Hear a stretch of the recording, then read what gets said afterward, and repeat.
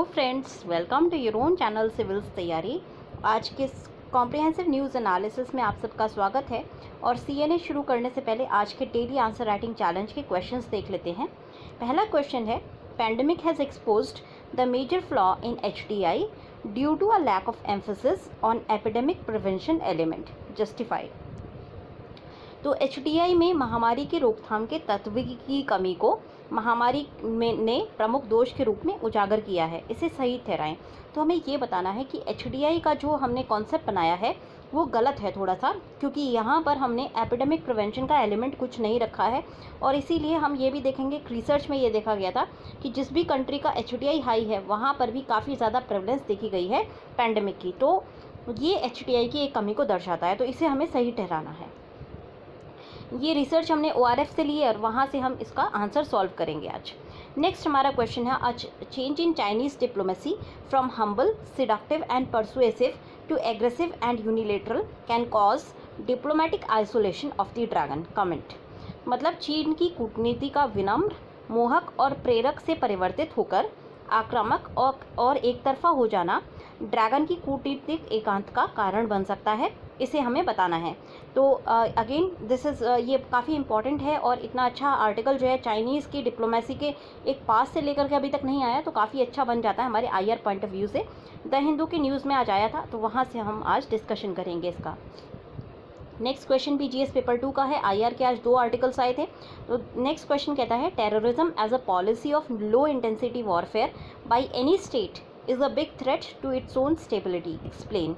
तो किसी भी राज्य द्वारा कम तीव्रता के युद्ध की नीति के रूप में आतंकवाद को अपनाना उसकी स्थिरता के लिए एक बड़ा खतरा है।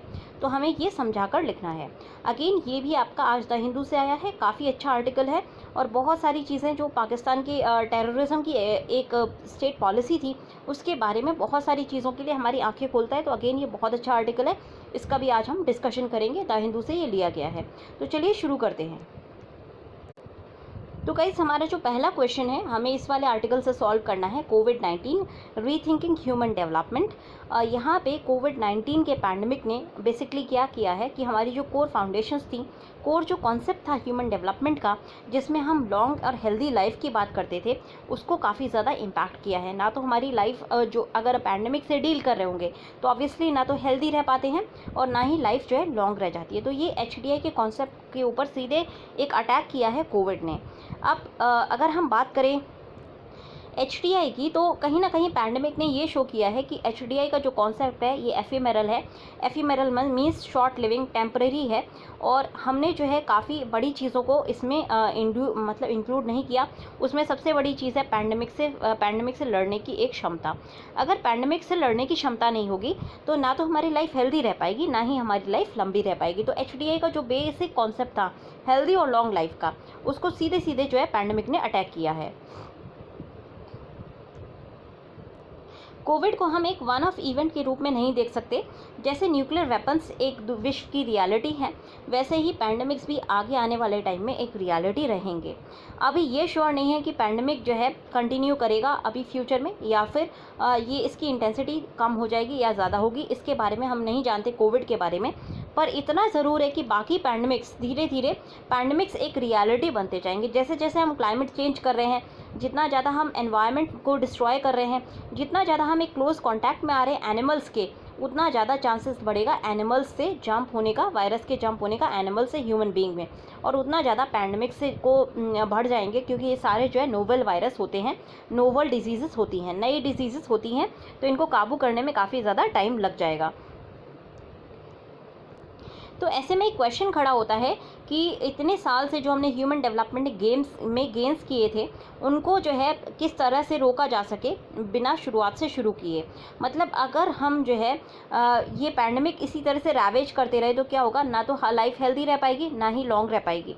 और लॉन्ग और हेल्दी लाइफ ना ही रही तो आपका एचडीआई का जो इंडेक्स था अचानक से नीचे फॉल कर जाएगा, सभी कंट्रीज़ का एचडीआई लॉस होने लगेगा, ह्यूमन डेवलपमेंट जो है आपका अगेन नेगेटिव की ओर चला जाएगा। तो हम ह्यूमन डेवलपमेंट में हमने अभी तक जो गेन किए हैं उनको कैसे मेंटेन रखें, ये एक बड़ा क्वेश्चन है।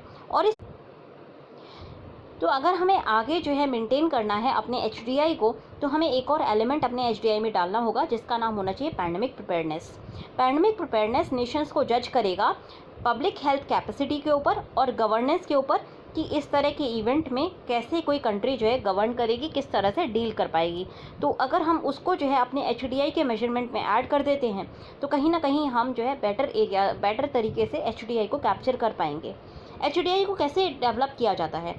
HDI को मेजर किया जाता है लाइफ एक्सपेक्टेंसी एट बर्थ के बेसिस पे, फिर नॉलेज जिसमें हम मीन ईयर्स ऑफ स्कूलिंग लेते हैं, और स्टैंडर्ड ऑफ लिविंग जिसको हम मेजर करते हैं GNI के बेसिस पे, gross national income per capita.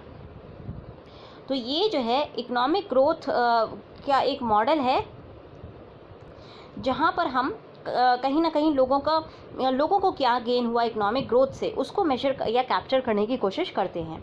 अब इसका एक बड़ा ड्रॉबैक ये है, ये परफेक्ट इसलिए नहीं है क्योंकि यहाँ पे एपिडेमिक प्रिवेंशन को लेकर के कोई भी मैकेनिज्म डेवलप नहीं किया गया है। ना तो हमने पब्लिक हेल्थ को मेजर किया है नेशंस की परफॉर्मेंस के टाइम पे। तो हमें जो है पब्लिक हेल्थ के मेजर्स को भी मेजर करना चाहिए, मतलब पब्लिक हेल्थ को भी मेजर करना चाहिए। पब्लिक हेल्थ को कैसे डिफ़ाइन किया जाता है? पब्लिक हेल्थ को डिफ़ाइन किया जाता है एज अ साइंस और आर्ट ऑफ प्रिवेंटिंग डिजीज़, मतलब ये साइंस भी है और आर्ट भी है डिजीज़ के प्रिवेंशन की। साथ साथ पब्लिक हेल्थ को यूज़ करके हम लाइफ को प्रोलॉन्ग करते हैं, हेल्थ को प्रमोट करते हैं, हेल्थ की एफिशिएंसी को जो है प्रमोट करते हैं, और उसको ये सब करने के लिए हमें ऑर्गेनाइज्ड कम्युनिटी एफर्ट चाहिए होता है। तो किसी इंडिविजुअल के एफर्ट से नहीं होगा, ये कम्युनिटी एफर्ट से होता है। और हम कम्युनिटी इन्फेक्शंस को रोकने की कोशिश करते हैं, सैनिटेशन बढ़ाते हैं, और ये एनवायरनमेंट को जो है हेल्दी मेंटेन करने की कोशिश करते हैं। तो ये हमारी डेफिनेशन हो गई पब्लिक हेल्थ की। HDI ने इसका जो एम्फेसिस है, HDI में इसका एम्फेसिस बिल्कुल भी नहीं है। HDI में हम इंडिविजुअल हेल्थ को मेजर करते हैं, मतलब हम देखते हैं कि इंसान कितना हेल्दी है, लाइफ एक्सपेक्टेंसी एट बर्थ देखते हैं हम। अब हमने जो है उसमें ओवरलुक कर दिया है किसी भी एपिडेमिक सिचुएशन को या किसी भी इमरजेंसी सिचुएशन को। तो लाइफ एक्सपेक्टेंसी अभी तक क्या फोकस कर रही थी कि हम जो है इम्पैक्ट को और अक्रेंस को रिड्यूस कर पाएँ एपिडेमिक के, और इसने बिल्कुल एपिडेमिक के ऊपर से फोकस नहीं हटा दिया है। अब देखिए लास्ट अगर पिछले कुछ डेकेड्स देखेंगे, अगर आप 2000 से 2020 देखें तो बहुत सारे एपिडेमिक्स हमने देखे हैं, जैसे सार्स हो गया, सिवियर एक्यूट रेस्पिरेटरी सिंड्रोम, फिर मर्स हो गया, फिर H1N1, ये सारे जो है कुछ इनमें से ये सार्स और मर्स दोनों आपके जो है कोरोना वायरस की वेराइटीज़ हैं। एवियन इन्फ्लुएंजा हो गया, तो ये सारी जो है जूनोटिक डिजीज़ेज़ हैं। ज़्यादातर ये डिजीज़ जो है एनिमल से ह्यूमन में जंप हुई हैं, बहुत सारी नोवेल थी और नोवेल होने की वजह से इनकी जो है जल्दी रोकथाम नहीं हो पाई थी।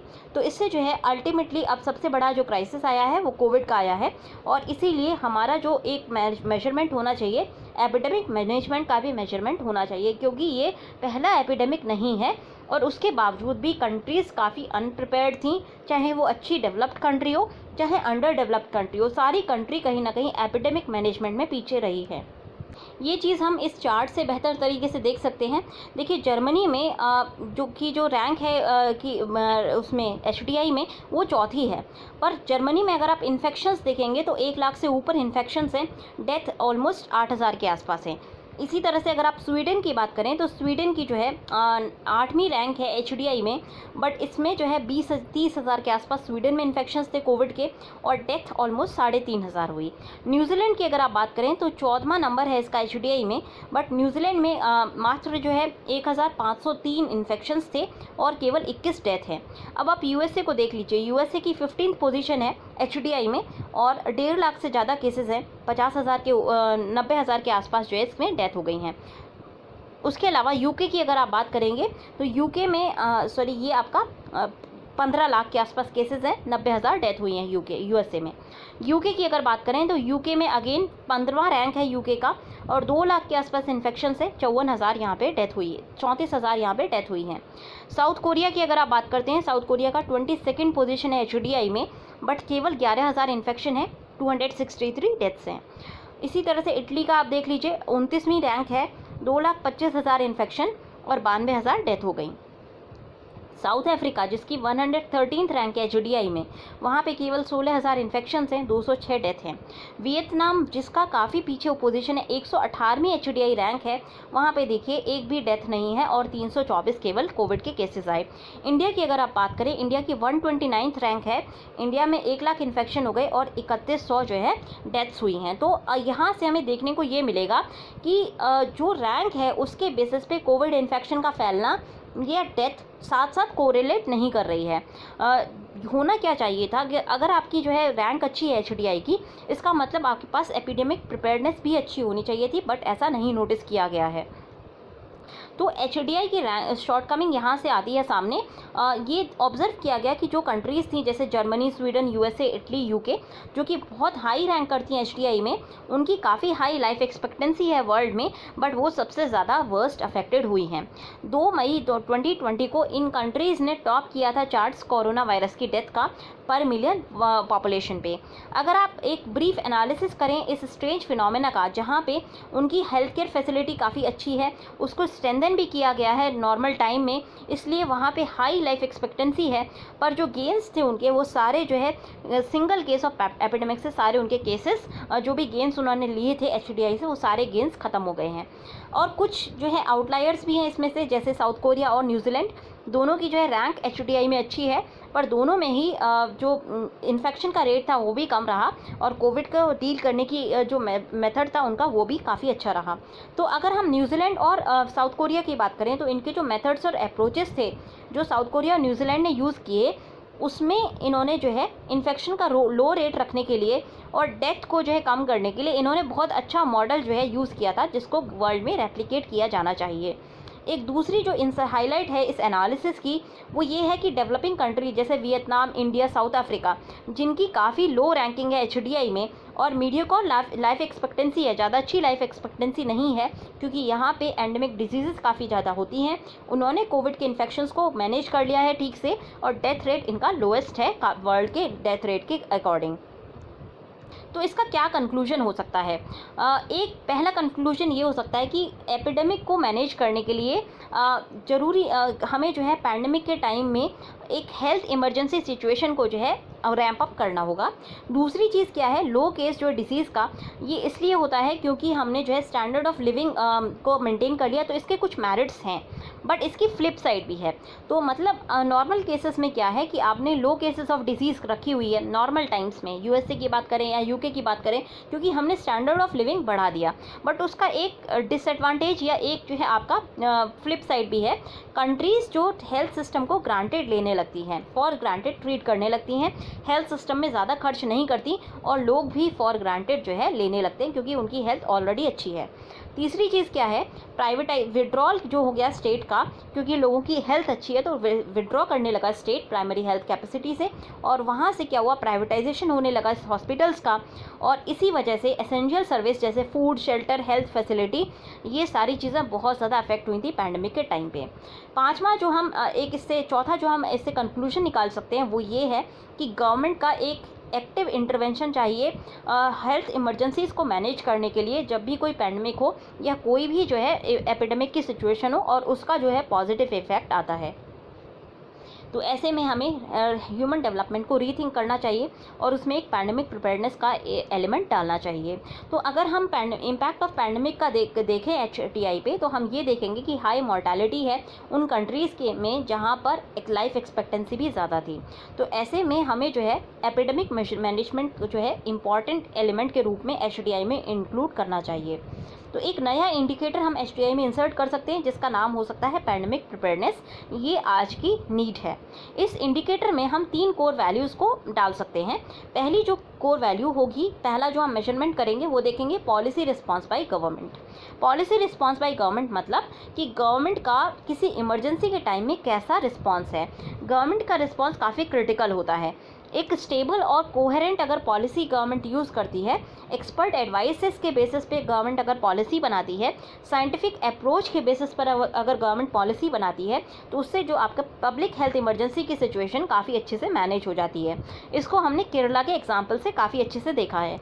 उसके अलावा आप ताइवान देख लीजिए या फिर आप साउथ कोरिया देख लीजिए, तो वहाँ पर जो भी पॉलिसीज़ थी वो काफ़ी साइंटिफिकली मैनेज की गई थी। तो पॉलिसी रिस्पांस का इंडिकेटर क्या करेगा, ये देखेगा कि कितना टाइम लिया गया गवर्नमेंट के द्वारा कोहेरेंट रिस्पांस और एपिडेमिक मैनेजमेंट को डिज़ाइन करने में। ये हाईलाइट करेगा कि इंपॉर्टेंस इस पॉलिसी की क्या होनी चाहिए एक अर्ली स्टेज ऑफ क्राइसिस पे। अगर कोई क्राइसिस की स्टेज है, अगर चाइना ने मान लीजिए एक कोहेरेंट पॉलिसी शुरू से यूज़ करी होती तो आज पूरा विश्व ये पूरा नहीं झेल रहा होता, इतना ज़्यादा पैंडेमिक हाथ से निकलता ही नहीं, चाइना से बाहर नहीं निकल पाता। तो बहुत इंपॉर्टेंट होता है अर्ली स्टेज में क्राइसिस को मैनेज करना। और ये जो पॉलिसी इनिशिएटिव होगा, पॉलिसी रिस्पॉन्स होगा, ये अर्ली स्टेज में देखेगा कि गवर्नमेंट ने कितनी अच्छे से मैनेज किया है, नॉन फार्मास्यूटिकल मेजर्स कैसे लगाए हैं, जैसे लॉकडाउन हो गया या सोशल डिस्टेंसिंग हो गया, इनको यूज़ करके कैसे पैंडेमिक को कंट्रोल करने की कोशिश की है। तो अगर आप ये पॉलिसी रिस्पांस के बेसिस पर देखेंगे तो आप जर्मनी का डबलिंग टाइम देखिए बहुत कम है, स्वीडन का भी बहुत कम है, न्यूजीलैंड का 125 दिन आ रहा है क्योंकि इन्होंने अर्ली जो है पॉलिसी रिस्पॉन्सेस यूज़ किए हैं।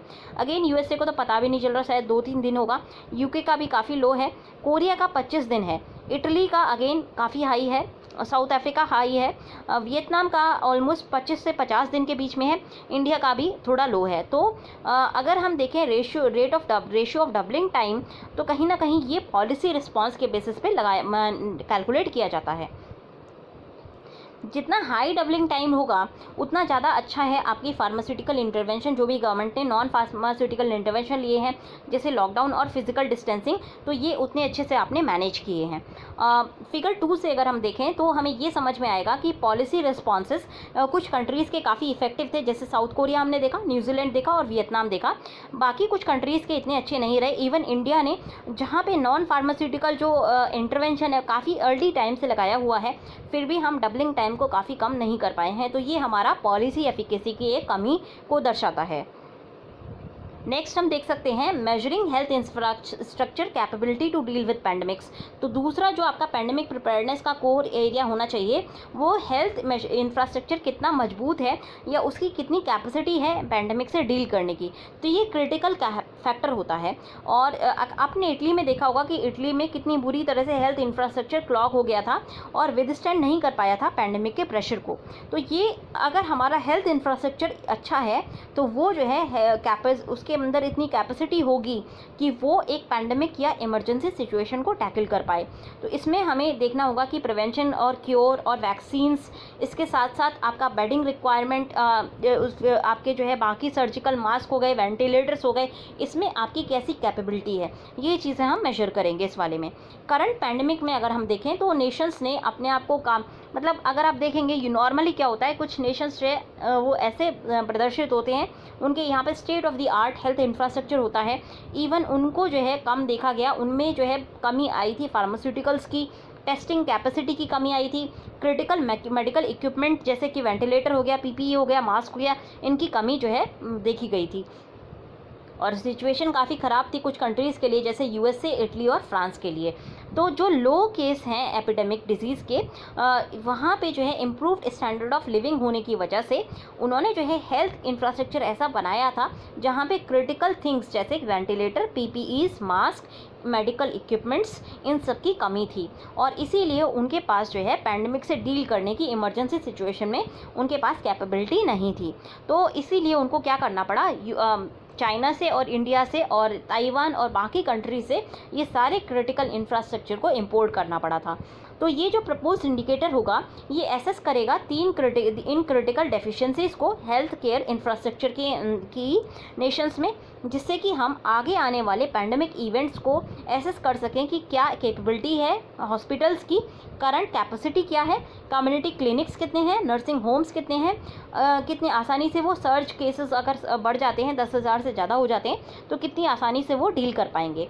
दूसरी चीज़ हम ये भी एनालाइज करेंगे कि स्टैंडर्ड प्रोसीजर रिस्पांस में कि क्या क्या शॉर्ट कमिंग्स हैं, साथ साथ पीपीईज, मास्क, ग्लव, ये सारे कितनी आसानी से अवेलेबल हैं जिससे कि कम से कम डिस्ट्रप्शन हो हेल्थ इंफ्रास्ट्रक्चर का और अच्छे से डील किया जा सके पैंडेमिक की इमरजेंसी को। और तीसरा जो हमारा कोर एरिया होगा पैंडेमिक प्रिपेयर्डनेस का वो होगा मोबिलाइजेशन ऑफ रिसोर्सेज। तो पैंडेमिक जो है हमारी जो है डे टू डे लाइफ को डिसरप्ट कर देता है और हम एसेंशियल गुड्स को नहीं खरीद पाते हैं। एसेंशियल सर्विस जैसे फूड और मेडिसिन हुआ, इनकी कमी पड़ जाती है। तो जब कंट्री को किसी भी पैंडेमिक से को डील करना है तो वहाँ पे उसके पास इस तरह के मेजर्स होने चाहिए कि इवन लॉकडाउन लगाने के बावजूद भी क्रूशियल लाइफलाइन जैसे कि सप्लाई चेन्स हैं ये डिसरप्ट ना हो। ऐसे में मोबिलाइजेशन ऑफ रिसोर्स जो है एक इम्पॉर्टेंट टास्क बन जाता है और इसीलिए इस मोबिलाइजेशन ऑफ रिसोर्स को भी मेजर करना पैंडेमिक के टाइम पे काफ़ी ज़रूरी है। ये कंट्री की प्रिपेयर्डनेस को शो करता है। मोबिलाइजेशन ऑफ रिसोर्स को का मतलब ये है कि हम इस जो पैंडेमिक का इम्पैक्ट है या उसको कितना काम मिनिमाइज़ कर सकते हैं। फार्म एसेंशियल की शॉर्टेज के रूप में, फूड शॉर्टेज के रूप में हम कितना मिनिमाइज़ कर देते हैं। और एसेंशियल मेडिकल सप्लाईज जो है हमारी कम नहीं होनी चाहिए, तो इसके लिए हमें out of the box solution ढूंढने होंगे। फॉर एग्जांपल इंडिया ने क्या किया कि जो अनयूज्ड रेलवे कंपार्टमेंट थे और होटल्स थे उनको क्वारंटाइन शेल्टर्स में तब्दील कर दिया था। अब आप चाइना से कंपेयर कीजिए, चाइना ने एक हफ्ते में जो है मल्टी स्पेशलिटी एक हॉस्पिटल तैयार किया जहाँ पे उन्होंने 10,000 के आसपास बेड्स जो है तैयार किए थे। अब यहाँ पे इन्होंने रिसोर्स को मोबिलाइज़ किया या रिसोर्स को यूटिलाइज़ किया। अब मान लीजिए जब केसेस ख़त्म हो जाते हैं, एक पहली बात तो ये है कि 7 दिन का वेट करना होगा और दूसरी चीज़ ये है कि आपको जो है जब केसेस ख़त्म हो जाएंगे उसके बाद ये अनयूज़ फैसिलिटी के रूप में, अनयूज़ एसेट के रूप में आएगा। अब इंडिया की अगर आप एग्जांपल लें तो यहाँ पे हमारे पास ही खाली पड़ा हुआ था रिसोर्स, रेलवे कंपार्टमेंट। इसको अच्छे से सैनिटाइज करके हम क्योंकि अभी ट्रेन्स बंद थी, ट्रेन ट्रांसपोर्टेशन यूज़ नहीं हो रहा था, तो हमने बहुत ही जल्दी जो है क्वारंटाइन शेल्टर के रूप में इन फैसिलिटीज़ को जनरेट कर लिया था, जिससे कि हमारे पास लॉन्ग रन में शॉर्टेज ना पड़े क्वारंटाइन शेल्टर्स की। तो ये जो कॉन्सेप्ट होना चाहिए ये क्रूशियल होना चाहिए, क्योंकि ये आपका ड्यूअल बर्डन रिड्यूस करता है रिसोर्सेज को यूटिलाइज़ करने का और पैंडेमिक को टैकल करने का। तो हमें क्या करना है, बेस्ट ऑप्टिमाइजेशन ऑफ रिसोर्सेज करना है। तो ये जो इंडिकेटर होगा ये जज करेगा कि कितनी आसानी से एसेंशियल सप्लाई चेन मेंटेन करके की जा सकती है किसी कंट्री में, फूड और मेडिकल गुड्स की शॉर्टेज ना हो और डिसरप्शंस मिनिमम आए किसी भी कैलामिटी के टाइम पे। तो ये सारे मेजर्स अगर हम देखते हैं और इनको अगर हम अपनी नेशन की जब HDI कैलकुलेट कर रहे हैं तो इनको भी अगर हम साथ में कैलकुलेट करते हैं तो हम ये देख पाएंगे कि कोई कंट्री कितनी आसानी से किसी पैंडेमिक से या एपिडेमिक से डील कर सकती है। तो अगर ये मेजर्स सभी कंट्री के स्ट्रॉन्ग हैं तो कंट्री सेल्फ रिलायंट होगी एसेंशियल कमोडिटीज़ में, जैसे फूड, मेडिकल गुड्स, इक्विपमेंट और हेल्थ इंफ्रास्ट्रक्चर। तो ह्यूमन डेवलपमेंट इंडेक्स एक इम्पॉर्टेंट इंडेक्स है, बट ये उस वक्त डेवलप किया गया था जब 1990s में ये डेवलप किया गया था और उसके बाद से आज काफ़ी नए वेरिएबल्स आ गए हैं। तो इसीलिए एक नीड है कि हम HDI को रीडिज़ाइन करें और आज की रियलिटी को देखते हुए एपिडेमिक को कंट्रोल करने का एलिमेंट भी हम HDI में इंट्रोड्यूस करें। तो इस आर्टिकल की शुरुआत की गई है बहुत ही प्यारे से कोट से जो USA प्रेसिडेंट थियोडोर रूजवेल्ट ने दिया था। उनका कहना था, speak softly and carry a big stick, you will go far. अगर आपको बहुत लंबा रास्ता तय करना है तो आपको जो है शांत स्वभाव से बोलना चाहिए, बट साथ साथ एक बिग स्टिक भी रखनी चाहिए। मतलब आपको जो है अगर ज़रूरत पड़े तो अपने डिफेंस के लिए एक बड़ी स्टिक भी साथ में रखनी चाहिए, तभी आप दूर तक जा सकते हैं। और किसी एक व्यक्ति ने, किसी एक लीडर ने इस अगर कोटेशन को सत्यार्थ किया है तो वो उस लीडर का नाम है ज़ोउ एनलाई। तो परसुएशन और कॉम्प्रोमाइज़ ये दो बड़ी पॉलिसीज़ थे ज़ोउ एनलाई के। माओ जेडोंग की अगर हम बात करें तो माओ जेडोंग ने चाइनीज़ कम्युनिज़्म का एक क्रूड फेस शो किया था, जहाँ पे माओ जो है पावर को निकालते थे गन के बैरल से। काफ़ी जो है क्रूड नेता थे। जैसे अगर आप इनको कंपेयर करना चाहें, स्पेसिफिकली रशिया से अगर आप कंपेयर करना चाहें तो आप माओ जेडोंग को क्लोजली जो है स्टालिन से कंपेयर कर सकते हैं। तो काफ़ी कुछ स्टालिन जैसा इनका नेचर था, जहाँ पे ये अपनी पावर को और डोमिनेंस को गन के बैरल से एजर्ट करने की कोशिश करते थे।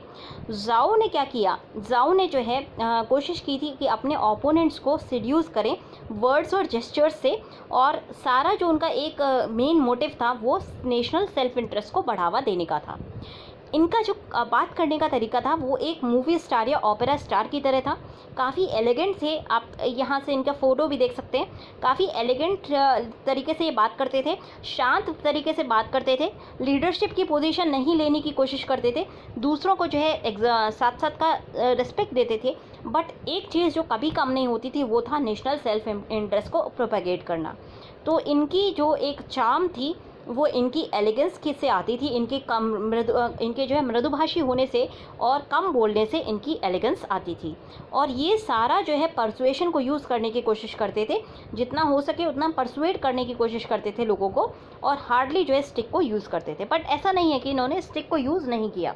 फॉर एग्जाम्पल, एक क्लासिक एग्जाम्पल दिया हुआ है, जब नॉर्थ कोरिया और साउथ कोरिया की अगर हम बात करें तो कोरियन पेनिनसुला में कोरियन क्वेश्चन के ऊपर युद्ध हो रहा था। नॉर्थ कोरिया को जो है सपोर्ट दिया गया था चाइना जो है कम्युनिज़्म के द्वारा, क्योंकि वहाँ के जो फाउंडर थे वो जो है कम्युनिस्ट थे। और साउथ कोरिया, इनको जो है सपोर्ट किया जा रहा था कैपिटलिस्ट फोर्सेस लाइक यूएसए के द्वारा। अब दोनों के बीच में जो एक डिवीज़न है, जैसे हमारा लाइन ऑफ एक्चुअल कंट्रोल है, वैसे ही नॉर्थ कोरिया और साउथ कोरिया के बीच में डिवीज़न लाइन है, वो आपका 38 डिग्री लॉन्गिट्यूड वाली जो लाइन है, सॉरी 38 डिग्री लैटिट्यूड की जो लाइन है, ये नॉर्थ कोरिया और साउथ कोरिया को डिफ्रेंशिएट करती है। अब इस लाइन को जो है क्रॉस करना चाह रही थी साउथ यूएसए, और यूएसए की फोर्सेस ऑलमोस्ट इस लाइन के पास खड़ी थी। तब इन्होंने ज़ाओ एनलाई ने इंडिया के जो है डिप्लोमेट जो बीजिंग के थे, इंडिया के एम्बेसडर, उनको कॉल किया और इंडिया के एम्बेसडर के थ्रू मैसेज पहुंचाया था यूएसए के पास कि अगर यूएसए की ट्रूप्स 38 पैरेलल को, मतलब 38 डिग्री लैटिट्यूड को अगर वो क्रॉस करते हैं तो चाइना इंटरवीन करेगा। तो यूएसए के दिमाग में उस वक्त था कि चाइना छोटी सी पावर है, क्या इंटरवीन कर लेगा, ठीक है कर ले, इनकी धमकियों से कौन डरता है। तो क्या हुआ कि 38 डिग्री पैरेलल को क्रॉस करके साउथ कोरिया से यूएसए की आर्मी, स्पेसिफिकली जो जनरल डुगलस की फोर्स थी, वो नॉर्थ कोरिया पहुंच गई थी नॉर्थ कोरिया को इन्वेड करने। जैसे ही नॉर्थ कोरिया पहुंची, चाइना तुरंत जो है एक्शन में आ गई थी। चाइनीज़ आर्मी ने नॉर्थ कोरियन आर्मी को सपोर्ट किया और ऑलमोस्ट यूएसए को के साथ जो है स्टेलमेट की कंडीशन लाके खड़ी कर दी थी। एक बड़ी जो ग्रेट पावर थी उस वक्त विश्व की, यूएसए बहुत बड़ी सुपर पावर थी, उसको जो है स्टैंड स्टिल पे खड़ा कर दिया था। इसी उसके कुछ साल के बाद अगेन हमने ज़ाओ एनलाई की डिप्लोमेसी को देखा था 1954 में, जब वर्ल्ड कांग्रेस चली। 1954 में वर्ल्ड कांग्रेस जेनेवा में कॉल की गई थी एशियन हिस्ट्री के क्वेश्चन को सॉल्व करने के लिए। उस वक्त का सिचुएशन ऐसी थी कि वियतनाम जो है में लड़ाई चल रही थी फ्रांस के साथ वियतनाम की, और पहला जो इंडो चाइना वॉर था वहाँ पे अमेरिकन्स भी इंटरवीन करने की कोशिश कर रहे थे। अब चाइना को ये डर था कि अगर अमेरिका वियतनाम में आकर के इंटरवीन करता है तो अमेरिका ऑलमोस्ट उसके बैकयार्ड में आके खड़ा हो जाएगा। वो चाइना के सेल्फ इंटरेस्ट इसमें लाई करता था कि वो इस वॉर को ख़त्म कर दे और यूएसए को जो है इस अपने बैकयार्ड में ना घुसने दे। तो ज़ाओ की जो स्ट्रैटेजी थी, उसने क्या किया, वेस्टर्न यूनिटी को पूरी तरह से ख़त्म कर दिया था। उनकी स्ट्रैटेजी थी कि वेस्टर्न यूनिटी को जो है आप तहस नहस करिए। इनके तो 1954 की जो जेनेवा कॉन्फ्रेंस थी, पीस कॉन्फ्रेंस थी, वहाँ पे एक जो क्वेश्चन था बड़ा, वो वियतनाम क्वेश्चन सॉल्व करना था। और उस वक्त फ्रांस जो है एक बहुत बड़ी ह्यूमिलेशन से गुजरा था, जहाँ पे वियतनाम की फोर्सेस ने फ्रांस की आर्मी को जो है हरा दिया था। फ्रांस में बहुत ज़्यादा नेचुरल रिसोर्सेज पे कमी आ रही थी इस लंबे वॉर के लंबे खिंचने से। अमेरिका इंटरवीन करने वाला था इस वॉर में, और ये सारा जो है ज़ाओ एनलाई की स्ट्रैटेजी से कहीं ना कहीं ये रुक पाया था। तो ज़ाओ की स्ट्रैटेजी क्या थी? इनकी स्ट्रैटेजी थी कि वेस्टर्न यूनिटी को कम किया जा सके। ये काफ़ी जो है वॉचफुल थे वर्ड्स के साथ, और इन्होंने परसुएशन और कॉम्प्रोमाइज़ को यूज़ किया था। इनकी जो प्रेजेंस है जेनेवा में, उसको एक थिएटर पे जो परफॉर्मेंस है उससे कंपेयर किया जा सकता है। इन्होंने अपनी सारी चीज़ें यूज़ करी थी, चार्म यूज़ करा, वाइटलिटी यूज़ करी, इंटेलिजेंस यूज़ करी, और इवन इन्होंने फ्रांस को जो है फेस सेव करने की जो है वो दिया था, मौका दिया था।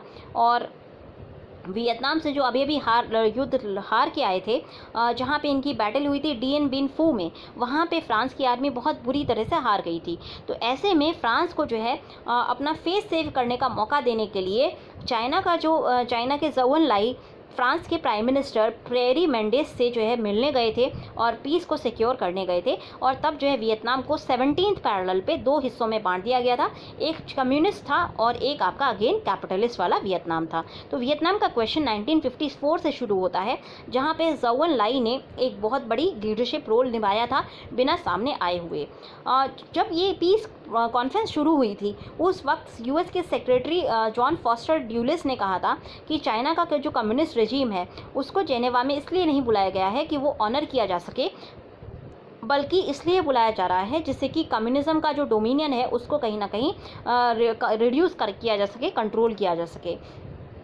जाओ ने बहुत चालाकी से वीकर हैंड के रूप में खेलना शुरू किया था और धीरे धीरे टेबल्स को यूएसए के खिलाफ टर्न कर दिया था। तो यूएसए एकदम अमेरिका का जो है इंटरवेंशन उस वक्त वियतनाम में नहीं हो पाया था और इसीलिए यूएसए को अल्टीमेटली बाद में जब वियतनाम में यूएसए ने अपना अटैक किया था या इन्वेजन किया था तो यूएसए को हार झेलनी पड़ी थी।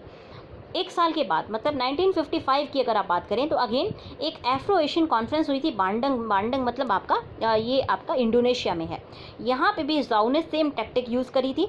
इनका जो है दूसरा ऑब्जेक्टिव था यहाँ पे इस कॉन्फ्रेंस में। इनका ऑब्जेक्टिव था कि जो भी लीडर्स थे अफ्रीका रीजन के और एशियन कंट्रीज़ के, उनके साथ जो है एक लो प्रोफाइल मेंटेन की जाए, साथ साथ उनके साथ दोस्ती बढ़ाई जाए। इन्होंने क्या किया कि हमारे प्राइम मिनिस्टर जवाहरलाल नेहरू और इंडोनेशियन प्राइम मिनिस्टर सुकार्नो को जो है लीड लेने दी थी और इन लोगों ने मिल करके नाम की एक घोषणा की थी उस वक्त। इनकी टैक्टिक थी और इन्होंने जो है माओ को भी बताया था कि इनकी टैक्टिक थी कि ये किसी भी प्रोवोकेटिव और डिसरप्टिव डिबेट में पार्टिसिपेट नहीं करेंगे। उस वक्त जवाहरलाल नेहरू जी और प्रेसिडेंट सुकार्नो की इतनी ज़्यादा एग्रेसिव स्टैंस था कि आगे चल करके हमारे मिडिल ईस्ट से थोड़े से रिलेशन में भी प्रॉब्लम्स आई थी इस लीडरशिप पोजीशन की वजह से। तो चाइना ने हमेशा एक टैक्टिक जो मेंटेन करी थी जाओ के टाइम पे वो ये था कि वो किसी भी कंट्रोवर्सी में अपना हिस्सेदारी नहीं करते थे। वो पीस की तरफ वो जो है एक यूनाइटेड फ्रंट को लाने की कोशिश करते थे। डिप्लोमेटिक वर्क को उन्होंने इस्टेब्लिश करने की कोशिश की थी बहुत सारे नेशंस के साथ, जिससे कि उनको ज़्यादा वर्ल्ड स्टेज पर लेजिटिमेसी दी जा सके। इनका एक बहुत फेमस जो है डायलॉग था कि सारे रोड्स बीजिंग तक आने चाहिए। तो जाओ की जो स्टाइल थी डिप्लोमेसी की, उसने फॉरेन पॉलिसी चाइना की काफ़ी पिछले अगले सेंचुरी तक मतलब अगले 50 साल तक डिफाइन करी। इनकी स्ट्रैटेजी कंसिस्टेंट थी।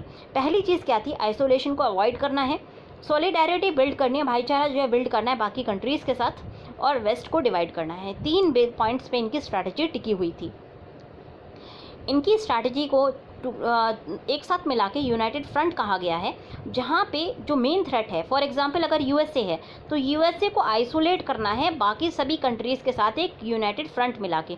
फॉर एग्जांपल आप इंडिया के क्वेश्चन में देख लीजिए, इंडिया की अगर हम बात करें तो इंडिया के कौन कौन से नेबर्स हैं, पाकिस्तान है, नेपाल है, आपका श्रीलंका है। अब यहाँ पे बीच में इंडिया है। इंडिया को इनको आइसोलेट करना है तो चाइना ने क्या शुरू किया, पाकिस्तान में बेल्ट एंड रोड इनिशिएटिव और पाकिस्तान के साथ दोस्ती का हाथ बढ़ा के पाकिस्तान को अपने साथ मिला लिया। नेपाल के साथ अभी काला पानी का जो क्वेश्चन आया, नेपाल की जो पोस्टरिंग अगेन चाइना का हाथ है इसमें, और श्रीलंका में जो पोर्ट डेवलपमेंट करके इंडिया को आइसोलेट करने की कोशिश की है एक यूनाइटेड फ्रंट लगा करके। तो आप देख लीजिए इंडिया को तीनों तरफ से इन्होंने घेर लिया, यहाँ से भी घिरा हुआ है, नॉर्थ वेस्ट से, वेस्ट से, ईस्ट से। बस एक जो छोटा सा चिप रह जाता है यहाँ पे बांग्लादेश का रह जाता है, वो भी एक न्यूट्रल नेशन के रूप में है। तो कहीं ना कहीं जो चाइना की एक पॉलिसी रही है वो ये है कि जो भी इसका मेन थ्रेट है उसको आइसोलेट कर दो, क्योंकि बाकी फोर्सेस के साथ तुम्हें यूनाइटेड एक फ्रंट बना लो जिससे कि जो भी तुम्हारा मेन थ्रेट है वो खुद से आइसोलेट हो जाए। तो ये एक बहुत बड़ी इनकी पॉलिसी थी और जिसको काफ़ी सालों तक परस्यू किया गया। जाओ की लीडरशिप के अंडर में डिप्लोमेट्स का बहुत जो है केयरफुल सिलेक्शन होता था और उनको जो है एक स्टडी कोर्स देने की जो है ट्रेनिंग दी जाती थी, जहाँ पे अगर कुछ दिक्कत आ जाती है तो उनको कल्चरल रिवॉल्यूशन जैसे जो सेल्फ मेड टर्म्स हैं उनको यूज़ करने की बात कही जाती थी। जब एक पॉजिटिव अगर टाइड हो फॉरेन डिप्लोमेसी में, तो ये जो डिप्लोमेट्स थे ये चाइना के ग्लोबल प्रेजेंस को एक्सपैंड करने की कोशिश करते थे। और जब भी एक मान लीजिए चाइनीज़ डिप्लोमेसी लोअर पॉइंट पे है तो ये कल्चरल रिवॉल्यूशन को यूज़ करके, कल्चर को यूज़ करके अपना इन्फ्लुएंस जो है एक्सर्ट करने की कोशिश करते थे। तो ये कल्चरल वाली जो पॉलिसी है ये आपकी सॉफ्ट पॉलिसी हो गई और ये अगेन आपकी जो है ये स्ट्रैटेजिक पॉलिसी हो गई, जहाँ पे चाइना की ग्लोबल प्रेजेंस को इंक्रीज़ करना है और इंटरनेशनल एक्सेप्टेबिलिटी को बढ़ाना है। तो ये एक चाइना की पॉलिसी हमेशा से रही है। चाइना जो है प्रेशर को रिलीव करने के लिए, अगर हम बात करें यूएसए और कोल्ड वॉर के टाइम पर यूएसए और आपका रशिया दो अलग अलग पावर्स के रूप में खड़े हुए थे। ऐसे में कुछ कंट्रीज़ जैसे इंडिया ने नैम नॉन अलाइन मूवमेंट की पॉलिसी चालू की थी, जहाँ पे ना तो यूएसए के साथ गए थे ना ही रशिया के साथ गए थे। चाइना ने अब दूसरी तरफ क्या पॉलिसी अपनाई थी, चाइना इन दोनों को एक दूसरे के खिलाफ लड़ाना शुरू कर दिया था। तो चाइना रशिया को यूएसए के खिलाफ और यूएसए को रशिया के खिलाफ लड़ाने की एक एक्टिव पॉलिसी को परस्यू किया था चाइना ने कोल्ड वॉर के वक्त। फॉर एग्जाम्पल ये जो है एलेक्सी कोसिगिन और हेनरी किसिंगर, एलेक्सी जो है आपके रशिया के उस वक्त प्रीमियर थे और हेनरी किसिंगर यूएसए के प्रेसिडेंट थे। इन दोनों को जो है खुश करने की कोशिश करते थे, इन दोनों को एक दूसरे के खिलाफ भड़काने की कोशिश करते थे। इसी तरह से फरवरी 1972 में यूएसए के प्रेसिडेंट को जो है जाओ ने परसुएट कर लिया था कि वो अबेंडन कर दे ताइवान के क्वेश्चन को। तो चाइना हमेशा से वन चाइना पॉलिसी मेंटेन करता है ताइवान वाले इशू पे। अगर आप 1949 से देखें तो चाइना ने एक भी दिन के लिए ताइवान में कभी भी राज्य नहीं किया है, फिर भी वो डिप्लोमेटिकली, ये एक बहुत बड़ी जीत है चाइना की, जहाँ पर वो ताइवान को वर्ल्ड स्टेज पर, सेंटर स्टेज पर नहीं आने देता है और किसी भी कंट्री को डिप्लोमेटिकली ताइवान को एक एज ए सेपरेट नेशन नहीं, ऐसे सेपरेट नेशन एस्टैब्लिश नहीं होने देता। और ये जो पॉलिसी जाती है 1972 से जाती है, जब इन्होंने प्रेसिडेंट रिचर्ड निक्सन को ये मना लिया था, ये परसुएट कर लिया था कि ताइवान जो है चाइना का हिस्सा है। 1980 में अगेन जो इनकी रेंज थी, जो चाइना की रेंज थी, वो डेन जिपोंग के हाथ में आ गई थी और जाओ के जो सेलर्स थे उनको जो है उन्होंने नेविगेट करना शुरू, मतलब वो अपने जो पहले की पॉलिसी थी, जाओ की पॉलिसी थी, उसी के बेसिस पे नेविगेशन कर रहे थे। बट डेंग ने एक और जो है एलिमेंट ऐड कर दिया था जिसका नाम था 24 कैरेक्टर स्ट्रैटेजी। तो 24 कैरेक्टर स्ट्रैटेजी में और क्या क्या एडिशनल चीज़ें थी। पहली चीज़, ऑब्जर्व कामली। कितना भी आपको कोई भड़काने की कोशिश करे, कामली आप चीज़ों को ऑब्जर्व कीजिए, अपनी पोजीशन को सिक्योर कीजिए, कभी भी आपको नेशनल इंटरेस्ट से हटना नहीं है। अफेयर्स को कामली जो है कोप अप कीजिए, चाहे कोई कितना भी भड़का ले, आपको भड़कना नहीं है। इंटरनेशनल एरिना पे अपनी कैपेबिलिटीज़ को, कैपेसिटी को हाइड करना है, लोगों को ये ना पता चले कि चाइना इतना आगे बढ़ चुका है। अपना टाइम बाई करना है, जब टाइम आएगा तो उस वक्त हम शो करेंगे, अभी अपनी कैपेबिलिटी बिल्ड कीजिए और टाइम को बाई करिए। और एक लो प्रोफाइल मेंटेन करनी है और कभी भी लीडरशिप क्लेम नहीं करनी है। तो ये डेंग की जो है फॉरेन पॉलिसी थी, ये मंत्र बन गई चाइनीज़ डिप्लोमेसी की। चाइनीज़ डिप्लोमेट्स हमेशा अपने वर्ड्स को बहुत सोच समझ के, नाप तोल के बोलते थे, ज़्यादा नहीं बोलते थे। वो कभी भी पावर को प्रोजेक्ट नहीं करते, वो प्रोजेक्ट करते थे पावर को, बट उसको बहुत ज़्यादा उसका दिखावा नहीं करते थे। वो ब्रीफिंग के मास्टर्स थे, क्योंकि जाओ ने उनको बता दिया था कि क्या रियल एडवांटेज होता है नेगोशिएशन का। नेगोशिएट करना उनको बहुत अच्छे से आता था। वो अपने जो भी एक्वेंटेंसेस हैं, जो भी फॉरेन डिप्लोमेट्स हैं, उनको बहुत अच्छे से फ्लैटर करते थे। हर एक किसी को पुराने फ्रेंड, ओल्ड फ्रेंड्स के रूप में बुलाते थे। वो जो है उन लोगों से ज़्यादा रिलेशनशिप बिल्ड करते थे जिनके ऐसे इंटरलोकेटर्स के साथ ज़्यादा रिलेशंस मेंटेन करते थे जिनके साथ वो फ्रेंडली नहीं है। मतलब फॉर एग्जांपल यूएसए इनकी ऑपोजिशन पावर है, तो यूएसए का अगर कोई भी नेगोशिएटर आएगा तो उसकी तरफ ज़्यादा जो है फ्रेंडशिप की एक नोशन दिखाने की कोशिश करेंगे। ये चाइनीज़ डिप्लोमेसी का एक क्रूशियल पॉइंट था, ये एक बहुत कैरेक्टरिस्टिक उनकी पहचान थी। क्लोज डोर के पीछे जब डिप्लोमेसी एक्चुअली हो रही है, जब नेगोशिएशन चल रहे हैं, तो वो टायरलेसली अपने अपोजिशन को जो है हराने की कोशिश करते थे, अपनी बात पर अड़े रहते थे, बहुत पोलाइटली बोलते थे बट अपनी बात से बिल्कुल नहीं हटते थे। और वो नेगोशिएट करने में काफ़ी जो है स्किल्ड थे। अपने अगर कुछ गड़बड़ होता था तो रिस्पॉन्सिबिलिटी अगर फेलियर की है तो वो दूसरी पार्टी पर डाल देते थे। मान लीजिए नेगोशिएशन होते रहे, वो अपने स्टैंड से नहीं हट रहे हैं, कॉम्प्रोमाइज़ नहीं करते थे, और जब नेगोशिएशन फेल हो जाते थे तो दूसरी पार्टी के ऊपर रिस्पॉन्सिबिलिटी डाल देते थे कि देखो हम तो बहुत आसानी से इनके साथ जो है नेगोशिएट कर रहे थे, कॉम्प्रोमाइज़ कर रहे थे, क्योंकि विश्व में इन्होंने पब्लिक फेस यही शो किया था कि हम बहुत काम हैं, हम बहुत हम्बल हैं। तो हमेशा रिस्पॉन्सिबिलिटी दूसरी पार्टी के ऊपर आ जाती थी नेगोशिएशन के फेलियर की। ओकेजनली और सबटली बहुत शांत स्वभाव से ये दूसरों को धमकी देते थे, और धमकी इस तरह से देते थे कि वो कंसर्न का लुक लगे और डांटना ना लगे। 1980s और 90s जो है डिप्लोमेसी ऑफ चाइना की डिप्लोमेसी में एक काफ़ी बड़ा जो है मोमेंट था। सारे रोड्स चाइना को तक जाते थे। यूएसए का प्रेसिडेंट जॉर्ज बुश और रशिया का लीडर माइकल गोर्बाचेव दोनों ने अपना जो है एक स्ट्रॉन्ग होल्ड बना लिया था चाइना के अंदर।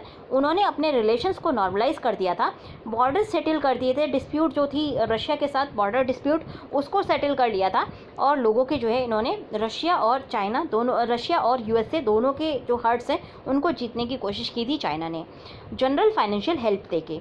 चाइनीज़ डिप्लोमेसी इतनी सिडक्टिव थी कि अमेरिका ने अपने ही सैंक्शन 4 हफ्ते के अंदर जो है इनसे तोड़ दिए थे। 1989 में एक बहुत बड़ा जो है प्रो डेमोक्रेसी जो प्रोटेस्ट हुआ था चाइना में, जहाँ पे स्टूडेंट्स तिनानमेन स्क्वायर पे इकट्ठे हो गए थे, वहाँ पे तोप के गोलों से बच्चों को जो है मार दिया गया था। तो इतना बड़ा डेमोक्रेसी के खिलाफ हमला होने के बावजूद भी सिर्फ जो इनके ऊपर सैंक्शन चला था वो 4 वीक का सैंक्शन, 1 महीने का बस सैंक्शन चला था।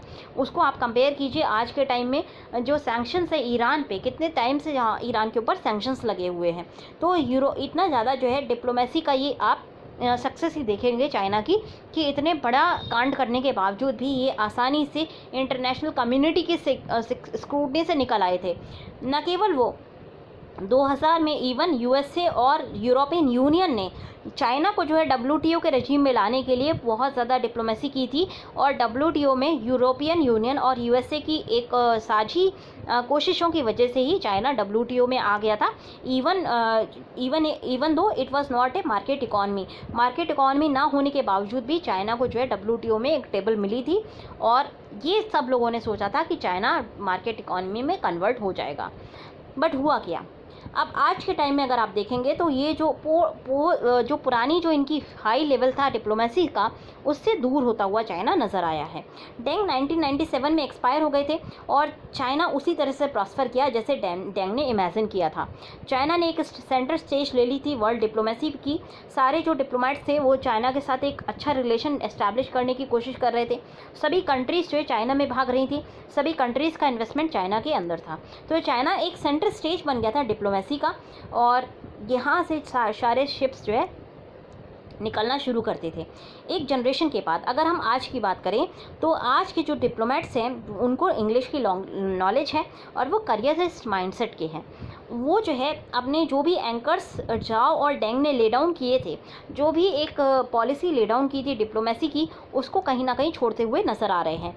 ह्यूमिलिटी की जगह वहाँ पे एरोगेंस आ गई है, परसुएशन की जगह वहाँ पे जो है धमकियाँ आ गई हैं, और चाइना यूनिलेटरलिज्म की पॉलिसी, एक तरफा रणनीति को जो है अपनाने की कोशिश करता है, कॉम्प्रोमाइज़ नहीं करता किसी भी इशू में, चाहे वो साउथ चाइना सी का इशू हो, चाहे वो इंडिया के साथ बॉर्डर डिस्प्यूट्स हो, और यहाँ तक कि आप साउथ चाइना सी में आप देखिएगा वियतनाम के को इन्होंने जो है हर्ट करने की कोशिश की थी। फिलीपींस के साथ अभी रिसेंटली इनका जो है एनकाउंटर हुआ था। फिर इंडिया के साथ अभी रिसेंटली लद्दाख में और आपका जो है सिक्किम के सेक्टर्स में जो है इंडिया और चाइना का स्टैंड ऑफ हुआ था। तो ये कहीं ना कहीं चाइनीज़ एग्रेशन को शो करता है। यूनाइटेड फ्रंट की टैक्टिक की जगह, मतलब यूनाइटेड फ्रंट में हमने देखा था कि किस तरह से वो अपने जो भी एनिमी है उसको आइसोलेट करने के लिए यूनाइटेड फ्रंट को क्रिएट करने की कोशिश करता था। आज क्या हो रहा है, चाइना जो है हर तरफ से इरिटेशन क्रिएट कर रहा है मल्टीपल नेबरिंग कंट्रीज से। तो अल्टीमेटली क्या होगा, जो भी इसकी नेबरिंग जहाँ से भी ये ट्रबल क्रिएट करने की कोशिश कर रहा है, वो लोग ये यूनाइटेड फ्रंट लगा लेंगे चाइना के खिलाफ, और चाइना अपने आप को अलग थलग पाएगा डिप्लोमेसी के वर्ल्ड स्टेज पे। अपनी सेंचुरी ऑफ ह्यूमिलेशन को एवेंज करने के लिए, मतलब 1839 से 1949 का जो पीरियड है, जहाँ पे चाइना एक छोटी छोटी डोमिनियंस में डिवाइड हो गया था, बहुत सारी वर्ल्ड पावर्स की जो एक स्फीयर ऑफ इन्फ्लुएंस में डिवाइड हुआ था, उसको एवेंज करने के लिए China one size fit all वाली अप्रोच को अपनाता है, और ये केयर नहीं करता कि ज़्यादातर जो वर्ल्ड है उसने चाइना का कुछ नहीं बिगाड़ा है। स्टेटमेंट, अगर आप कोई फैक्ट बेस्ड स्टेटमेंट दें या कुछ रीजनिंग दें, कोई अच्छी सी ओपिनियन उनको दें, तो चाइना उसको इंसल्ट के रूप में देखता है, ह्यूमिलेशन के रूप में देखता है। फॉरेन गवर्नमेंट्स को वो एजुकेट करने की कोशिश करता है कि फॉरेन गवर्नमेंट्स की क्या रिस्पॉन्सिबिलिटी होनी चाहिए मीडिया को मैनेज करने की और नैरेटिव्स को कंट्रोल करने की। अगर चाइना के खिलाफ कोई भी मीडिया कुछ लिखता है किसी भी कंट्री का, तो चाइना जो है उस कंट्री को स्कूलिंग देता है कि इस तरह की अपने मीडिया को संभालो। इवन चाइना का खुद अपने मीडिया को मैनिपुलेट करके अपने पर्पसेस को सर्व करने की कोशिश करता है। चाइना अगर विश्व के लिए कुछ भी करता है तो उसके बदले में वो ग्रैटिट्यूड जो है एक्सपेक्ट करता है कि दुनिया उसकी हमेशा उसको थैंक यू बोलती रहे। इवन कोविड-19 को हैंडल करने का जो भी रिस्पांस रहा, इसमें भी चाइना चाहता है कि विश्व उसको जो है उसके हर एफर्ट्स को सराहे और उसको थैंक यू बोले, जबकि कोविड-19 का क्राइसिस खुद चाइना की लापरवाही से क्रिएट हुआ है। तो ये एक जो ह्यूमिलिटी का जो एक चोगा इन्होंने पहना हुआ था, वो कहीं ना कहीं कमज़ोर होता हुआ नज़र आता है। जो भी गुडविल का एक रिज़र्व इन्होंने क्रिएट किया था अफ्रीका में, एशिया में, वो कहीं ना कहीं तेज़ी से डिप्लीट होता हुआ नज़र आता है। अगर आप कल की न्यूज़ देखेंगे जहाँ पे WHO में बहुत तेज़ी से सेंट नेविस और किटीज़ नाम की 2 कंट्रीज़ हैं आपकी अफ्रीकन यूनियन में, उसके साथ साथ अफ्रीका की कंट्रीज़ और 69 अदर कंट्रीज़ ने मिल करके चाइना के ऊपर जो है इनडायरेक्टली इल्ज़ाम लगाया है कोविड के रिस्पांस के मेंटेनेंस का। और WHO ने इस बारे में एक इंडिपेंडेंट जो इन्वेस्टिगेशन है उसको शुरू करने की मांग को मान लिया है। तो कहीं ना कहीं आप आज के टाइम में कंट्रीज़ का जो एक गुडविल थी चाइना के बारे में, वो डिप्लीट होती हुई नज़र आ रही है। ऐसा लगता है कि जो चाइनीज़ की डिप्लोमेसी का शिप था वो इतना दूर चला गया कि वो हार्बर पे नहीं रुक सकता है। वो अपना जो है जो भी स्टॉर्म आएगा तो वो शोर की तरफ नहीं आ पाएगा। चाइना पोस्ट कोविड-19 के बाद एक ऐसे एनवायरनमेंट में ऑपरेट करेगा जो पहले के एनवायरनमेंट से काफ़ी डिफरेंट हो जाएगा। आज ट्रस्ट का डेफिसिट है चाइना को लेकर के। कंट्रीज़ जो है चाइना पे ट्रस्ट नहीं करती हैं। और जो इनका क्वालिटी का जो इशू आया है PPEs के बारे में, या फिर आप जो टेस्टिंग किट्स हैं उनके साथ में देख लीजिए, तो कहीं ना कहीं कंट्रीज़ जो है चाइना से दूर होती हुई नज़र आएंगी। ऐसे में चाइनीज़ का जो एग्रेसिव स्टाइल है ये कहीं ना कहीं इनको इनकी डिप्लोमेसी के शिप को काफ़ी दूर शोर से ले जाएगा। और जब टाइड रिसीड होगी, जब चाइना से जो ट्रस्ट है रिसीड हो जाएगा, फॉरेन डिप्लोमेट्स जब चाइना से दूर भागने लगेंगे, तब चाइना अपने आप को डिप्लोमेसी के हाई ग्राउंड पे अकेला अलग थलग महसूस करेगा। तो गाइस आज का माइंड मैप देख लेते हैं चाइनीज़ वाले क्वेश्चन का। बहुत इंपॉर्टेंट क्वेश्चन है। तो फेजेस क्या है चाइनीज़ डिप्लोमेसी की, अगर आप ये भी बना के आ जाते हैं अपने क्वेश्चन में, क्योंकि आपका 250 वर्ड्स का होगा, तो अगर आप सारी चीज़ नहीं भी एक्सप्लेन करके आते हैं, ये सिर्फ बना के आ जाते हैं, तो काफ़ी चीज़ें आप अपने आप ही इस डायग्राम से एक्सप्लेन कर देंगे। तो फेज़ क्या है, पहला फेज़ था जाओ से डेंग वाले एरिया का। वहाँ पे जाओन लाई वाले फेज़ में यूनाइटेड फ्रंट करने की कोशिश की गई थी, जिसका मतलब था आइसोलेशन को अवॉइड करना है, सोलिडारिटी को बिल्ड करना है और वेस्ट को डिवाइड करना है। डेंग का डेंग ने क्या चीज़ ऐड करी थी, 24 कैरेक्टर स्ट्रैटेजी जो है ऐड करी थी, जिसमें इन्होंने कहा था कि ऑब्जर्व कामली, अपनी पोजीशन सिक्योर कीजिए, अपनी कैपेबिलिटी को हाइड कीजिए, टाइम को बाई कीजिए, लो प्रोफाइल मेंटेन कीजिए और कभी भी लीडरशिप क्लेम मत कीजिए। अब आज के टाइम में अगर हम देखें तो किस तरह से एकदम डायग्रामेटिकली अपोजिट हो गई है। अब जो चाइनीज़ जो डिप्लोमेसी है, यूनिलेटरलिज्म की एक पॉलिसी है इनकी। ये एग्रेसिव सेल्फ पोस्चरिंग करते हैं, चाहे वो साउथ चाइना सी हो गया, चाहे वो इंडिया वाला इशू हो गया, और एक्सट्रीम सेंसिटिविटी शो करते हैं। अगर इनको कोई समझाने की कोशिश करे, बहुत ज़्यादा ये हर्ट हो जाते हैं, ह्यूमिलिएशन फील करते हैं। तो ये आज के टाइम में चाइनीज़ डिप्लोमेसी। अब क्या इसका रिजल्ट आएगा वो आगे आने वाला टाइम बताएगा। बट एक चीज़ क्लियर है कि ये डायग्रामेटिकली ऑपोजिट हैं, तो रिजल्ट्स भी डायग्रामेटिकली ऑपोजिट होने चाहिए। नेक्स्ट आर्टिकल जो हमें देखना है वो है Pakistan as both perpetrator and victim. तो ये हमारे थर्ड वाले क्वेश्चन का आंसर यहाँ से हमारा बनेगा कि अगर कोई भी कंट्री टेररिज्म को as a state policy use करती है लो वारफेयर के रूप में, तो कहीं ना कहीं उसी स्टेट को, उसी कंट्री को सबसे ज़्यादा हानि होती है। जो हांदवाड़ा वाला एक केस हुआ था, वहाँ से ये क्लियर हो गई थी कि पाकिस्तान में जो थ्रेट्स हैं वो कहीं ना कहीं एक बहुत बड़ा सिक्योरिटी कंसर्न्स हैं आसपास के नेशंस के लिए, स्पेसिफिकली इंडिया के लिए। टेररिज्म के एनालिस्ट बहुत अच्छे से अवेयर हैं पाकिस्तान के पैराडॉक्स के बारे में, जहाँ पर पाकिस्तान न केवल सबसे बड़ा एक्सपोर्टर है टेररिज्म का, बल्कि सबसे बड़ा विक्टिम भी है टेररिज्म का। तो ये अपने आप में एक पैराडॉक्स वाली सिचुएशन है। पाकिस्तान जिससे त्रस्त है उसी चीज़ को एक्सपोर्ट करता है बाकी कंट्रीज़ के लिए, और ये इसका जो जेनेसिस आता है ये आपकी जो है पास्ट में जाएगा, हिस्ट्री में। अगर हम हिस्ट्री के लेसन्स को देखें तो वहाँ से इसका जेनेसिस आता है, जब पाकिस्तान ने टेररिज्म को एज अ स्टेट पॉलिसी के रूप में अपनाया था। तो वारफेयर ऑफ विद नेबर्स के रूप में पाकिस्तान ने कब टेररिज्म को यूज़ करना शुरू किया। तो जो कॉन्ट्राडिक्शन है वो हम इसको ट्रेस कर सकते हैं, जब पाकिस्तान ने एज ए डेलिब्रेट पॉलिसी, जानबूझ करके पाकिस्तानी स्टेट ने एक पॉलिसी शुरू करी थी, जहां पर इसने टेररिस्ट ग्रुप को जो है फॉस्टर किया था, पैदा किया था, उगाया था, जिससे कि इन टेररिस्ट ग्रुप्स को यूज़ करके वो लो इंटेंसिटी का वारफेयर एंगेज कर सके अपने नेबर्स के साथ।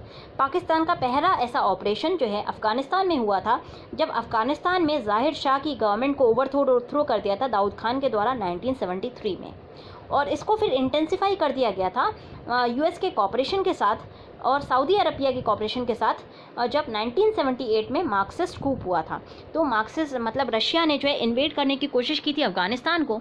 तब रशिया जो अफ़गानिस्तान है एज ए वर्ल्ड का फुटबॉल का ग्राउंड बन गया था, और उस वक्त यूएसए और सऊदी अरबिया ने पाकिस्तान के साथ मिलकर के रशिया को कम करने के लिए, मार्क्सिज्म की पॉलिसी को कम करने के लिए, टेररिज्म को यूज़ करके जो भी आपके सऊदी एसेट्स थे उनको हार्म करने की कोशिश की थी। वहाँ पे जिहाद का एक जो कॉन्सेप्ट था वो बहुत ज़्यादा यूज़ किया गया था। सोवियत ने विड्रॉ कर लिया 1989 से अपने आप को अफ़गानिस्तान से, और उसके बाद पाकिस्तान मिलिट्री जैसे ही सोवियत चला गया तो जो मेन एनिमी था जिसके खिलाफ वो टेररिज्म को यूज़ कर रहे थे वही चला गया। तो अब ये एक्सेस सरप्लस हो गया था इस्लामिक फाइटर्स का, जिसको पाकिस्तान ने ट्रेन किया था, पाकिस्तान ने आर्म किया था। तो पाकिस्तान को लगा कि ये तो बहुत अच्छा एसेट है, इसको हम यूज़ कर सकते हैं कश्मीर वैली में। तो 1990 में, इसीलिए आपको याद होगा 1990 में कश्मीर पंडित्स के ऊपर जो है कार्नेज हुआ था, क्योंकि 1989 में जो है पाकिस्तान के जो भी टेररिस्ट थे वो अफ़गानिस्तान से रशिया के विड्रॉल के बाद खाली हो गए थे। अब ये खाली अनएम्प्लॉयड जो ट्रेंड आपके जो है इस्लामिस्ट जिहादिस्ट हैं, इनको कहाँ यूज़ किया जाए, तो यूज़ करने के लिए इन्होंने कश्मीर घाटी में इंसर्जेंसी के लिए भेज दिया था, और बहुत ज़्यादा इन्होंने तांडव भी किया था हमारे कश्मीरी पंडित्स को, और हमारा जो कश्मीर में पीस प्रोसेस है उसको पूरी तरह से तहस नहस कर दिया था पाकिस्तान के होम ग्रोन जिहादी टेररिस्ट के द्वारा। तो ये जो एक मतलब दशक लंबी लड़ाई जब ये अफ़गानिस्तान में लड़के आए थे अफ़गानी, तो वहाँ से ये काफ़ी रेडिकलाइज हो गए थे।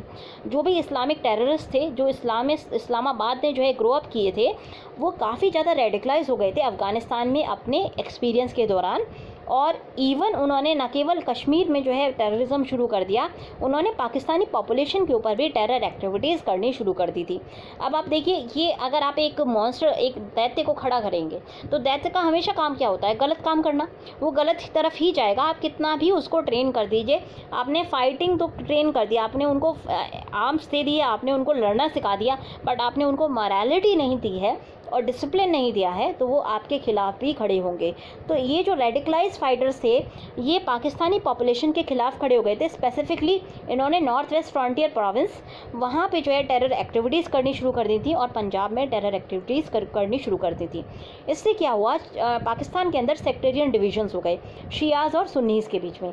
तो ये ज़्यादातर सुन्नी फाइटर्स थे, और इन्होंने जो है शिया को टारगेट बना करके, फॉर एग्जांपल बलूचिस्तान में काफ़ी सारे शियाज़ के ऊपर जो है कॉन्स्टेंटली इन फाइटर्स के द्वारा अटैक किए गए थे। उसके अलावा इन्होंने न केवल शिया के ऊपर अटैक करना शुरू किया, इवन सुन्नी की जो सेक्ट्स थी, जैसे कि बरेलवी हो गए जो सूफ़ी ओरिएंटेड थे, उनके ऊपर भी अटैक करने शुरू कर दिए थे। तो इस प्रोसेस में, ये जो प्रोसेस था जहाँ पे काफ़ी सारे टेरर ग्रुप्स जो है पाकिस्तान के द्वारा नर्चर किए गए थे, इनको जो है पाकिस्तानी आर्मी ने को ऑप्ट करना शुरू कर दिया था कश्मीर के इशू में, और इंडिया में जो है इंडिया में तबाही मचाने के लिए। पर धीरे धीरे पाकिस्तान को ये समझ में आ गया था कि पाकिस्तान ने एक फ्रैंकेस्टीन मॉन्स्टर क्रिएट किया है। फ्रैंकेस्टीन मॉन्स्टर क्या है? ये एक बहुत अच्छी, अगर आपने नहीं पढ़ा है तो पढ़ लीजिएगा, बहुत ही अच्छी एक स्टोरी है, जहाँ पे एक जो साइंटिस्ट है वो एक मॉन्स्टर मतलब क्रिएट करता है, एक रचना क्रिएट करता है, हड्डियों को लेकर के उसमें जान फूंकने की कोशिश करता है, और जब इसमें जान डाल देता है वो, तो ये मॉन्स्टर अपने क्रिएटर को ढूंढता है उसको मारने के लिए। तो फ्रैंकेस्टीन मॉन्स्टर मतलब ऐसा कोई भी क्रिएशन जो अपने क्रिएटर की जान लेने पर आतुर हो जाए, उसको फ्रैंकेस्टीन मॉन्स्टर कहते हैं। तो पाकिस्तान ने बाद में ये रियलाइज़ किया, ये जो टेररिस्ट थे ये एक फ्रैंकेस्टीन मॉन्स्टर थे जो अपने क्रिएटर के खिलाफ ही टर्न हो गए हैं। स्पेसिफिकली ये मुशर्रफ गवर्नमेंट ने ऐसा फील किया था जब अमेरिका के प्रेशर में इन्होंने जो है, मुशर्रफ गवर्नमेंट ने यूएसए के साथ कोलैबोरेट करने की कोशिश की थी तालिबान रजीम को ओवरथ्रो करने के लिए। तो इवन जो पाकिस्तान के टेररिस्ट थे मुशर्रफ गवर्नमेंट के खिलाफ खड़े हो गए थे और तालिबान के सपोर्ट में खड़े हुए थे। ऐसे में एक ऑर्गेनाइजेशन जो अलग है वो है लिट्टे, लश्कर-ए-तैयबा। सारे जो टेररिस्ट ऑर्गेनाइजेशन हैं वो पाकिस्तान के खिलाफ नहीं थे, कुछ काफ़ी लॉयल हैं पाकिस्तानी स्टेट के साथ, और उनमें सबसे बड़ा नाम है लिट्टे का। लिट्टे, लश्कर-ए-तैयबा, जो कि इन्वॉल्व थी हांदवारा के टेररिस्ट एनकाउंटर में, वो एक लॉयलिस्ट टेररिस्ट ऑर्गेनाइजेशन है, और जो पाकिस्तान के मिलिट्री के रूल्स के साथ जो है काम करती है। ये लेटे की अगर आप बात करेंगे तो LET की अगर आप बात करेंगे तो ये सिर्फ उन टारगेट्स पे अटैक करती है जो पाकिस्तान के बाहर सिचुएटेड हों और इंडिया में सिचुएटेड हों। इसका एक एविडेंस मुंबई के कारने से आता है। मुंबई में जो अटैक हुआ था वो LET के ऑपरेटिव्स के द्वारा ही किया गया था। इसीलिए LET के ऑपरेटिव्स इतने ज़्यादा लॉयल होने की वजह से इनको पूरा जो है ISI का इंटेलिजेंट सपोर्ट मिलता है, लॉजिस्टिक सपोर्ट मिलता है और LET जो है को जो है ISI टारगेट स्पेसिफाई करके देता है जहां पर LET स्ट्राइक करता है। LET इसीलिए बहुत सारे अपने फ्रंट ऑर्गेनाइजेशंस के साथ वहाँ पे मिलिट्री की पैट्रोनेज को रिसीव करता है, मिलिट्री का सपोर्ट रिसीव करता है और इसीलिए इसका जो सबसे बड़ा लीडर है हाफिज़ सईद, इसको काफ़ी ज़्यादा प्रोटेक्शन प्रोवाइड किया जाता है पाकिस्तान के स्टेट के द्वारा।